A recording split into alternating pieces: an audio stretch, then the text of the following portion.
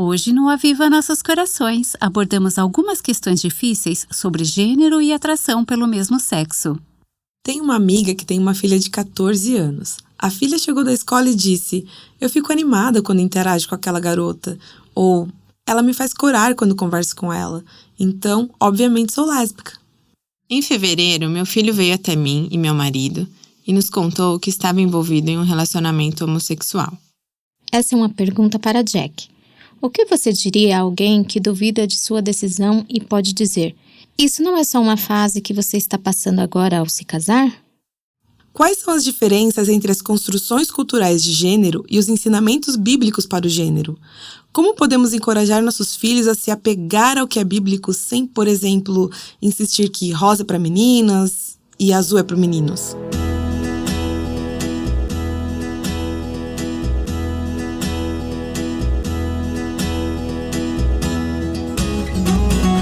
Ouça as respostas para essas perguntas e muito mais hoje no Aviva Nossos Corações, com Nancy DeMoss Wogemuth, autora de Mentiras em que as Mulheres Acreditam, na voz de Renata Santos. Se você nos acompanhou nessas últimas semanas, sabe que enfatizamos bastante conversas sobre questões difíceis. Ouvimos a doutora Julie Slattery e Dana Gresh discutindo maneiras de repensarmos a sexualidade de acordo com a palavra de Deus. Hoje vamos ouvir uma sessão de perguntas e respostas com as minhas amigas Mary Cassian e Jackie Hill Perry. Esta entrevista foi realizada na conferência True Woman de 2018. Mary é esposa, mãe, autora, palestrante e tem aconselhado centenas de pessoas em situações extremamente difíceis ao longo das últimas décadas. Jackie também é esposa e mãe. Ela é artista do ministério Spoken Word e autora do livro Garota Gay, Bom Deus.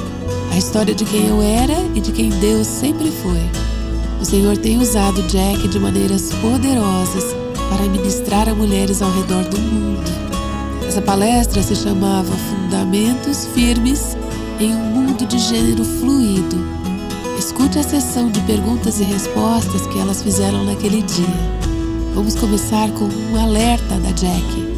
Ela disse às participantes que é fácil cair na armadilha de elevar nossas experiências pessoais acima do que a palavra de Deus diz.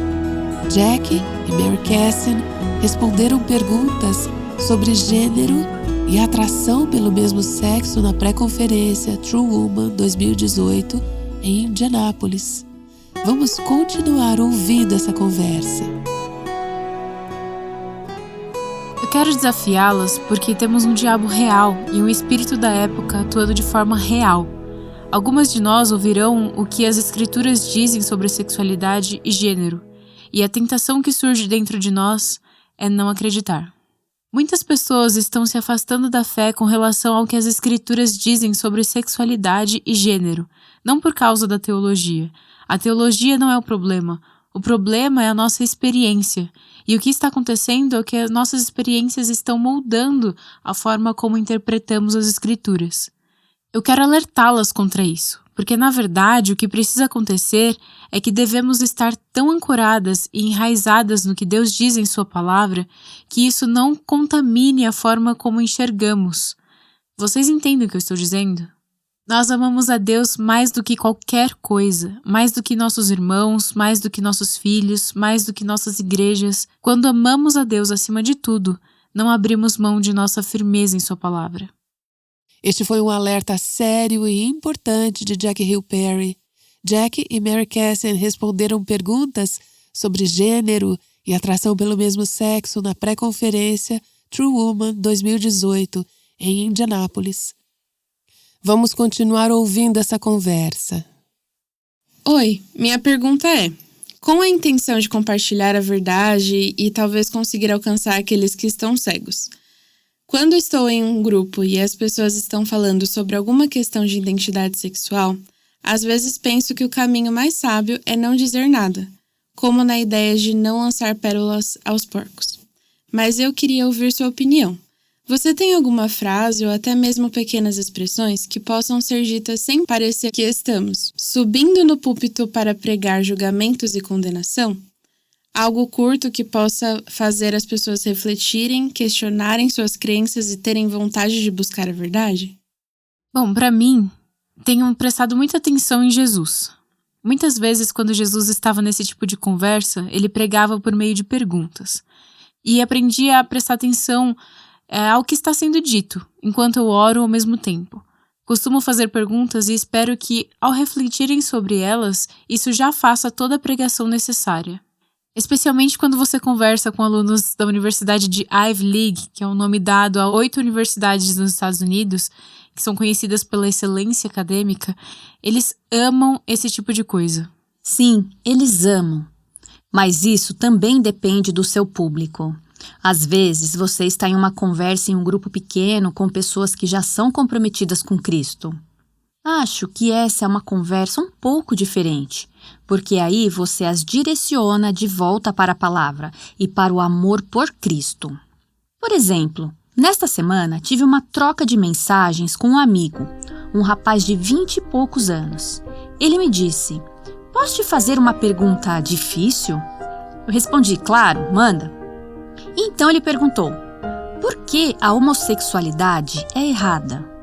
E antes que eu pudesse responder, ele mandou outra mensagem, além do fato de que Deus nos diz que é errado.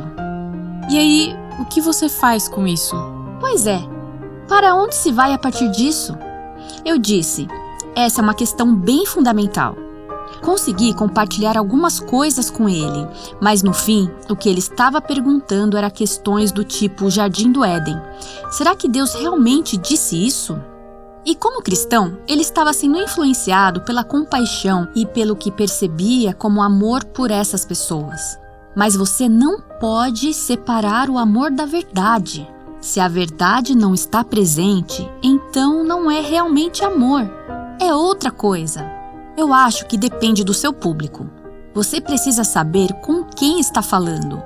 Quando você está conversando com alguém que está buscando, você apenas compartilha a bondade de Cristo e tenta mostrar uma visão de quem Deus é e a sua bondade.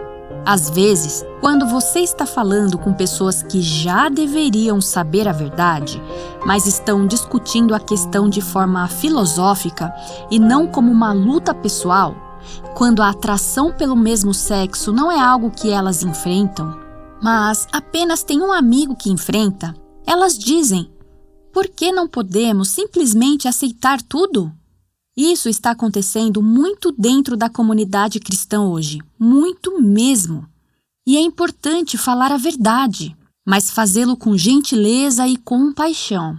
Na realidade, você não está sendo gentil se não está sendo verdadeiro. Essa pergunta é para Jack e é um pouco pessoal. Não é de forma alguma para ser desrespeitosa. O que você diria a alguém que duvida e diz: isso não é apenas uma fase que você está passando agora, estar casado e ter filhos?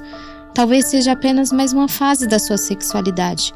Alguém já te perguntou isso? Geralmente as pessoas dizem que eu estou reprimindo minha sexualidade ou que nunca fui realmente gay, ou que na verdade eu sou bissexual ou algo do tipo. Primeiro, eu acho irônico que a cultura eleve e aceite todas as narrativas, exceto as narrativas que desafiam sua própria visão de mundo. Normalmente eu respondo: essa é a sua opinião, mas você realmente não tem o direito de dizer que minha história é X, Y, Z. Minha história é minha história. E além disso, essa nem é a minha personalidade. Se fosse uma fase, eu não estaria nela. Eu sou o tipo de pessoa que faz exatamente o que quer. Eu não sou alguém que simplesmente finge até conseguir. O casamento é difícil demais para isso. Não sei quanto a você, mas dá muito trabalho. Essa seria a minha resposta. Acho que você não tem o direito de mudar a minha história só para encaixá-la em suas convicções pessoais. Primeiro, queria dizer que fui criada na igreja minha vida inteira. E esse sempre foi um assunto muito claro para mim. Até que se tornou algo pessoal. Em fevereiro, meu filho veio até meu marido e eu e nos contou que estava envolvido em um relacionamento homossexual. Acho que minha pergunta é: ele é muito reservado, muito fechado sobre essas coisas. Foi preciso muita coragem para ele vir nos contar sobre isso, especialmente para o pai dele. Ele veio falar com o pai primeiro. e quando recebeu de nós a reação que já esperava, nós realmente respondemos com amor. Dissemos a ele que o amamos e que nunca viraríamos as costas para ele. Mas, obviamente, do ponto de vista de Deus, isso está errado.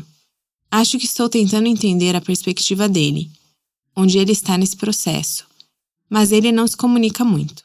Primeiro, eu me perguntei, ele é gay? Quer dizer, ele disse que era gay. Agora ele diz que esse problema já passou. Isso acontece? Esse problema simplesmente vem e vai assim? Ele se identifica como homossexual? Isso é uma fase? Eu não sei. Não entendo o outro lado, a perspectiva dele.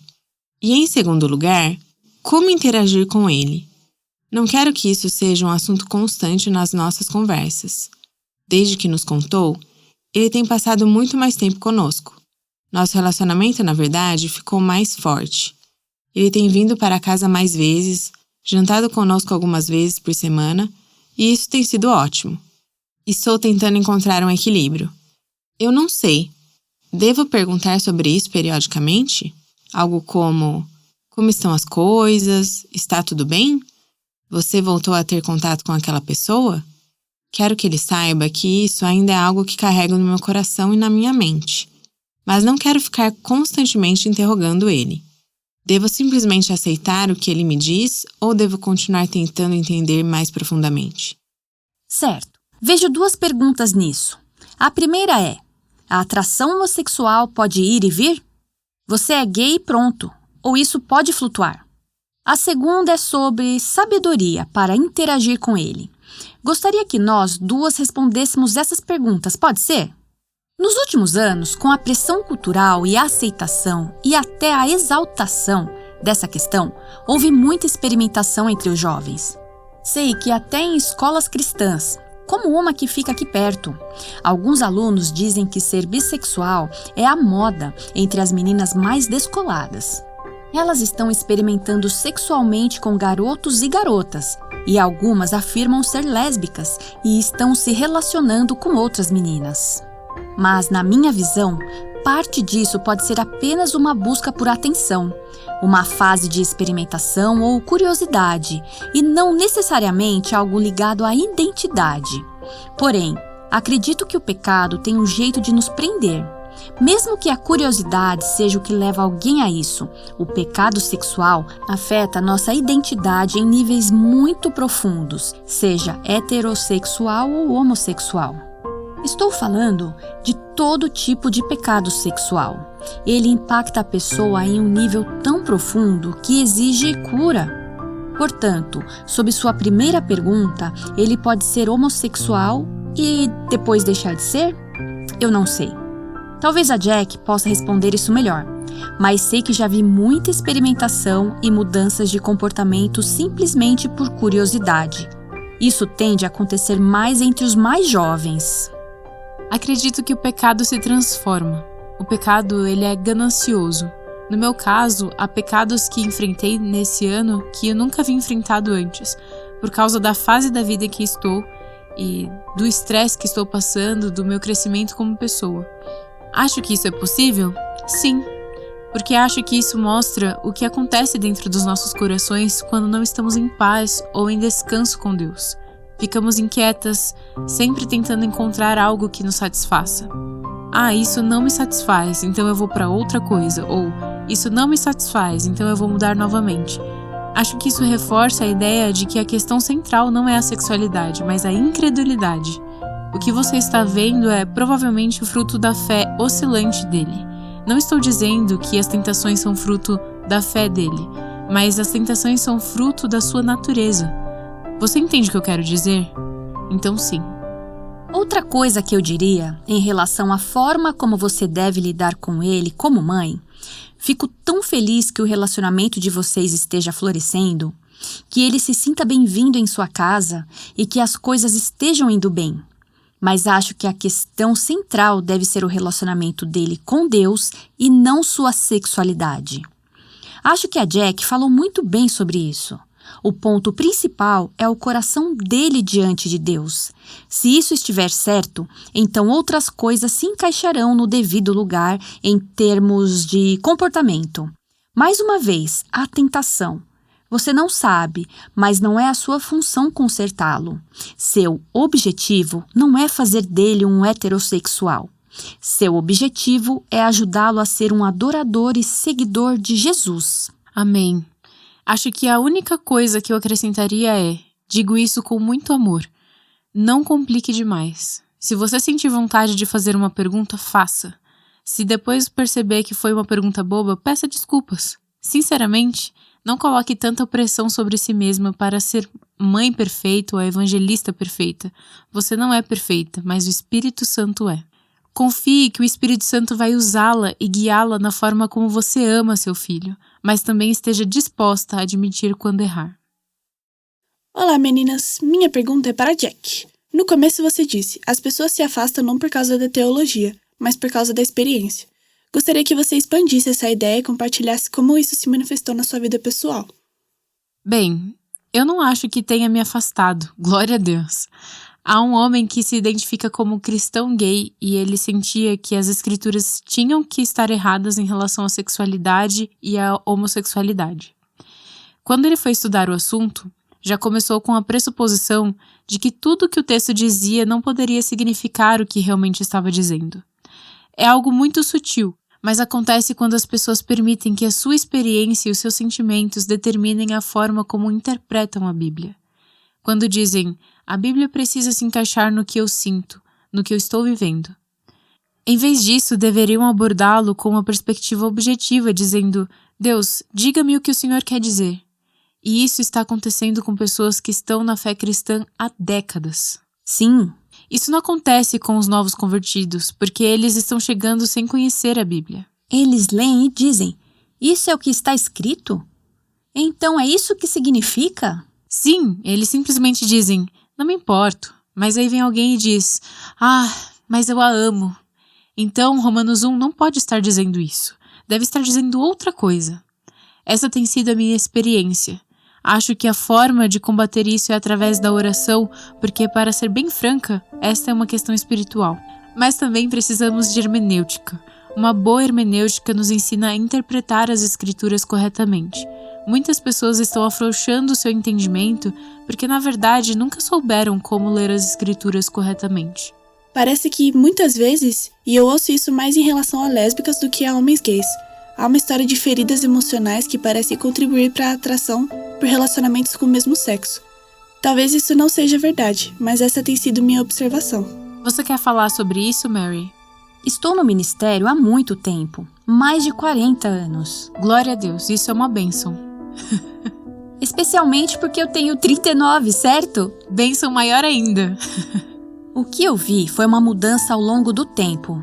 Nos anos de 1980 e 1990, as mulheres se tornavam lésbicas convictas, segundo minha experiência. Tinham em 95% dos casos um histórico de abuso sexual. Era uma reação radical e às vezes também uma reação ideológica. O feminismo impulsionou isso de uma maneira intensa. No auge do feminismo, nos anos de 1980, começou-se a promover o lesbianismo como uma forma de rejeitar o patriarcado, tornando-se algo mais ideológico. Mas ao longo dos anos, isso mudou. Antes eu vi uma ligação muito direta entre abuso sexual e lesbianismo. Acho que essa conexão ainda é forte. Mas hoje, devido à cultura em que vivemos, muitos casos têm uma motivação diferente. Às vezes é movido por curiosidade ou experiências, e o pecado se instala e prende a pessoa. Em outros casos, é motivado ideologicamente, mas a relação entre abuso sexual e lesbianismo não é tão alta como costumava ser. Sim, concordo. No meu caso, eu tive atração pelo mesmo sexo antes de ser abusada. Mas o abuso tornou mais fácil assumir que essa atração era algo que eu deveria seguir. Digo isso porque, quando eu estava no jardim de infância, já sentia que gostava de meninas. Depois, no primeiro e no segundo ano, sofri abuso. Aí essa situação continuou, e eu também não tinha a presença do meu pai. Deixe-me interromper por um momento. A Jack mencionou todos esses fatores, a atração por meninas, o abuso, a ausência do pai. Tudo isso levou ela a pensar: então eu gosto de meninas e os homens não prestam. Com o tempo, essa combinação de fatores resultou em Jack adotando um estilo de vida lésbico. Ela já contou a sua história aqui no Aviva Nossos Corações. É um testemunho poderoso e uma linda ilustração do amor e da graça redentora de Cristo. Você pode encontrar um link para essa série no site avivanossoscorações.com ou aqui na transcrição do episódio de hoje. Agora vamos continuar ouvindo Jackie Hill Perry respondendo a perguntas junto com a Mary Cassian. Muitos dos amigos que tive e muitos dos relacionamentos que tive eram com pessoas que tinham ambos os pais, sem traumas. O que significa que, quando olhamos para as escrituras, o pecado nunca é atribuído ao trauma. Acho que o trauma apenas exagera o que já está lá. Oi, Jack. Eu só queria fazer um comentário e dizer obrigada. Minha filha tem 22 anos e já teve experiência com outras meninas. Ela me contou. Minha mãe fica insistindo para que eu diga a ela o quão pecaminoso e errado isso é, e para que eu martele isso na cabeça dela. Mas acho que o que você disse hoje sobre como não podemos apenas ficar martelando o pecado na vida de alguém porque isso só as afasta ainda mais de Deus, foi muito importante para mim.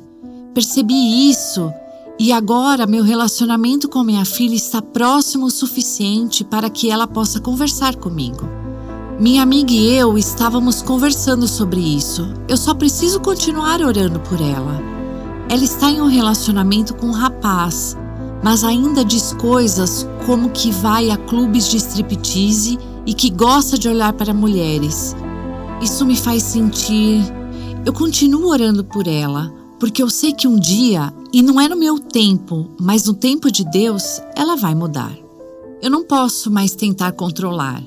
É difícil lidar com uma geração como a dos meus pais, que são católicos romanos e simplesmente não entendem que eu não posso mudar a minha filha. Somente Deus pode. Você é a primeira pessoa que ouvi dizer isso. Então, eu aprecio muito. Eu fiquei pensando que eu era uma péssima mãe por não dizer algo como, bem, isso é o que a Bíblia diz. Eu converso com ela sobre isso, mas isso acabou afastando o nosso relacionamento e passamos muito tempo sem nos falar. Deus quer que amemos e eu estou tentando demonstrar esse amor por meio da oração e do cuidado com ela. Eu tenho um quadro de oração pela vida dela. Eu não tenho um quarto de guerra, um espaço dedicado para uma oração intensa, mas eu tenho um quadro de oração. E como disse, hoje foi a primeira vez que eu ouvi alguém dizer isso. Foi uma confirmação de que estou fazendo a coisa certa. Eu só queria dizer obrigada, muito obrigada, porque todo mundo sempre me fez sentir como se eu estivesse educando minha filha da maneira errada. Sim, todo mundo tem tantas opiniões sobre como criar filhos. Eu percebi isso como mãe.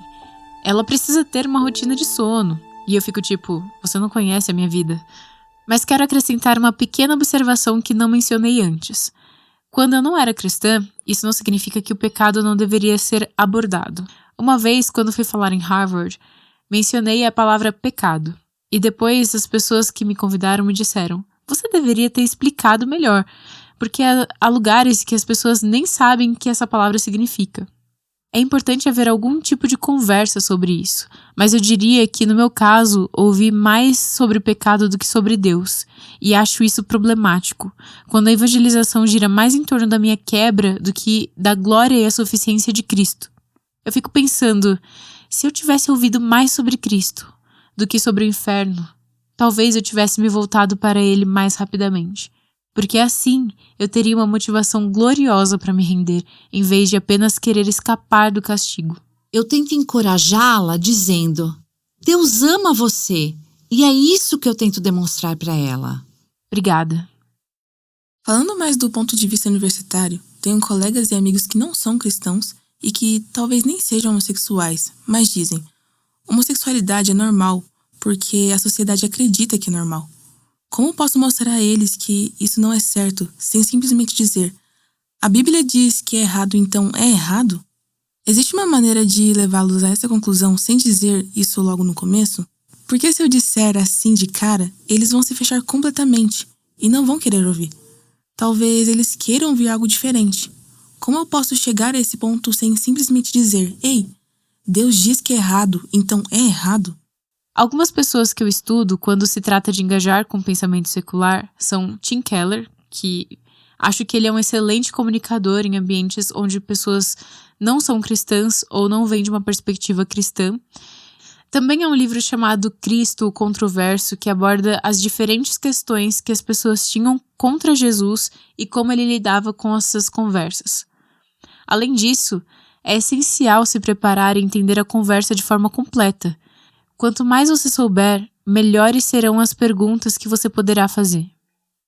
Tem uma amiga que tem uma filha de 14 anos. Um dia, a filha chegou da escola e disse: fico animada quando interajo com aquela menina, ou ela me faz corar quando falo com ela, então obviamente sou lésbica. Foi a primeira vez que a mãe ouviu algo assim. Como ela pode lidar com isso? A primeira reação dela foi simplesmente cortar a conversa e dizer: não, você não é. Mas estou me perguntando, qual é a maneira saudável de lidar com essa situação? Se fosse minha filha, eu faria o que meus pais fizeram comigo, em certa medida, mas com um pouco mais de compreensão e reconhecimento do que elas vão ouvir essa mensagem. Acho que precisamos preparar nossas filhas bem antes disso, nossos filhos também. Se a primeira vez que elas estão enfrentando essa questão for aos 14 ou 15 anos, sem estarem preparadas, então não fizemos nosso trabalho como pais nessa cultura e nesta era. Eu caminharia com ela pela palavra de Deus e diria: eu sei que você está sentindo isso e sei que a cultura diz que isso é bom e que você deve seguir esse caminho. Mas vamos ver como Deus criou o homem e a mulher. Acho que é importante ter essas conversas, fazer perguntas e manter uma comunicação aberta. E se os pais criarem um hábito de levar seus filhos à palavra de Deus para encontrar respostas, isso pode se tornar natural para a criança. Como a Jack disse, os sentimentos são secundários em relação ao que a palavra de Deus nos ensina. Também tem uma pergunta sobre como educar crianças pequenas no que diz respeito a encorajá-las em relação ao seu gênero. Estava pensando especialmente nas diferenças entre as construções culturais de gênero e as prescrições bíblicas sobre gênero. Como podemos incentivar nossos filhos a se apegar ao que é bíblico sem reforçar ideias como rosa é para meninos e azul é para meninas? Devemos encorajar as construções culturais de gênero? Gostaria muito de ouvir as opiniões de vocês sobre isso. Ok, essa é uma pergunta difícil. Acho que, por um lado, as expressões culturais não são o ponto central. Importa se o seu filhinho quiser usar esmalte preto? Algumas dessas questões podem depender da idade, da influência dos irmãos. Talvez ele tenha irmãs mais velhas. Então, é apropriado? Você pode pensar, ok, isso é diferente se for uma criança de 2 anos, de 10 anos ou de 16 anos. Mas será que realmente importa? Tipo, será que ele é mais artístico? Porque essas pessoas artísticas fazem coisas meio esquisitas. Acho que aqui precisamos realmente depender de Deus para o discernimento. Para mim, foi bom ouvir dos meus pais: você não vai fazer isso só porque você é menina. Eles precisavam ter discernimento. Meu pai me colocava para trabalhar na garagem, cortando madeira, enquanto os meninos estavam passando aspirador. Não havia um estereótipo rígido, mas havia um entendimento de que a forma como você se apresenta ao mundo comunica algo. Se você se apresenta como mulher ou como homem, isso tem algumas conexões culturais e geralmente conseguimos perceber e discernir isso. Frequentemente, é o pai que intervém tanto para as filhas quanto para os filhos, dizendo: você não vai sair assim. Então, existem 2 lados nisso. Por um lado, as questões culturais são discutíveis, porque não estão explícitas nas escrituras. Mas, por outro lado, a forma como nos apresentamos ao mundo reflete nossa identidade. Portanto, acho que isso não é irrelevante, mas também não é o mais importante. Pode ser um sinal de algo, então tem uma certa importância. Lembro que havia um comercial, não sei se era de jeans ou outra coisa. Foi há um tempo, tipo 3 anos atrás, quando começou a ser controverso os meninos usarem esmalte, porque estavam promovendo. No comercial, um menino aparecia com as unhas pintadas e isso gerou muita discussão. A verdade é que existem marcadores culturais e não acho que sejam totalmente irrelevantes. Jack, você passou por isso quando veio para Cristo. Sim, agora que falamos sobre isso, uma pequena coisa que faço com a minha filha é... Quando ela assiste a desenhos animados, muitas das princesas estão de vestido. E sinto uma responsabilidade especial de ensiná-la que ela é uma princesa mesmo sem o vestido. Muitas vezes ela coloca o vestido e diz: "Mamãe, agora eu sou uma princesa." E eu digo: "Não, filha, você já era uma princesa. Você já era uma princesa quando estava de pijama. Você era uma princesa quando estava com aquela calça jeans de $8 da Target." Eu levo isso muito para o lado pessoal, porque quando eu era criança, muitas pessoas me chamavam de masculina simplesmente porque não era hiperfeminina. E por hiperfeminina quero dizer: você não usa rosa, não faz as unhas, não usa vestidos. E por causa disso, as pessoas me rotulavam como masculina, e eu comecei a acreditar nisso. Mas quem disse que não querer usar bolsa significa falta de feminilidade? Quem define a feminilidade dessa maneira? Ou quem disse que um homem é efeminado só porque é emotivo, como se isso não fosse algo humano? Se eu tiver um filho, uma das formas de lidar com isso será não envergonhá-lo por ser emotivo. Não vou envergonhá-lo por chorar. Não vou envergonhá-lo por sentir. Acho que é por isso que temos tantos homens hoje famintos por afetos de maneiras objetificantes ou prejudiciais. Eles tinham medo de demonstrá-lo de forma saudável ou foram envergonhados ao tentar expressá-lo de maneira saudável. Não respondi a pergunta, mas... Não é uma pergunta fácil de responder. Sim, não é. Acho que depende de cada caso. Sim, porque imagine um menino de 5 anos que tem lido certos livros, ou está sendo influenciado por sabe lá o quê, ou simplesmente por impulso, quer ir para a escola vestindo um vestido de Cinderela. Você deixaria seu filho de 5 anos ir para a escola assim? Não. Seu marido vai dizer não. A cultura dirá: qual é o problema? Vamos celebrar isso. É nesse ponto que acho que os pais desempenham um papel fundamental, e as mães também. Mas as mães costumam ter o papel mais acolhedor, do tipo: vamos incentivar a personalidade dele, vamos deixá-lo florescer e crescer. Porém, existem marcadores que precisam ser observados, e como eu disse antes, isso não é o mais importante, mas a palavra de Deus é. Há muita diversidade na maneira como expressamos quem somos como homens ou mulheres, mas se fomos criados à imagem de Deus e Ele nos fez mulheres, devemos nos apresentar ao mundo como mulheres. Certo, sim.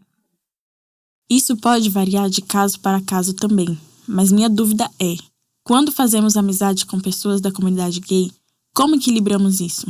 Se estou namorando alguém, compartilho com minhas amigas sobre a pessoa que gosto, com quem estou saindo e o que estou sentindo. É assim que nos conectamos, compartilhando nossas vidas. Mas, às vezes, com amigos próximos, fico preocupada. Até que ponto devo ouvir e conversar sem dar a impressão de que estou celebrando algo que não aceito? Entendem o que quero dizer? Sim, não tome a minha abordagem como o método dos métodos, mas eu continuo tendo amizades com pessoas que são gays.